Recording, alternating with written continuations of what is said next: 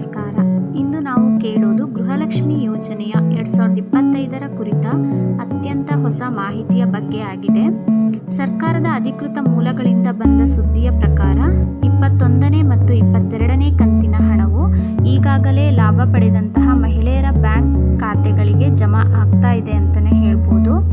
ಹಾಗೆ ಇನ್ನೊಂದು ಸಂತಸದ ಸುದ್ದಿ ಏನೆಂದರೆ 23ನೇ ಕಂತಿನ ಹಣವು ಕೂಡ ಶೀಘ್ರದಲ್ಲೇ ಬಿಡುಗಡೆ ಆಗಲಿದೆ ಎಂದು ಲಕ್ಷ್ಮಿ ಹೆಬ್ಬಾಳ್ಕರ್ ಅವರು ತಿಳಿಸಿದ್ದಾರೆ. ಅವರು ಹೇಳಿದ್ದೇನೆಂದರೆ, ಮಹಿಳೆಯರ ಖಾತೆಗೆ ಹಣ ವರ್ಗಾವಣೆ ಪ್ರಕ್ರಿಯೆಯು ಈಗ ಸರಿಯಾಗಿ ನಡೆಯುತ್ತಿದೆ.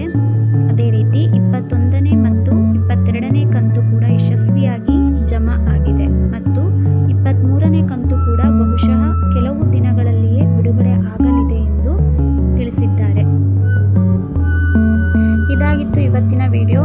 ಈ ವಿಡಿಯೋ ನಿಮಗೆ ಇಷ್ಟವಾಗಿದ್ದರೆ ಲೈಕ್ ಮಾಡಿ, ಶೇರ್ ಮಾಡಿ, ಸಬ್ಸ್ಕ್ರೈಬ್ ಮಾಡೋದನ್ನ ಮರಿಬೇಡಿ. Thank you for watching.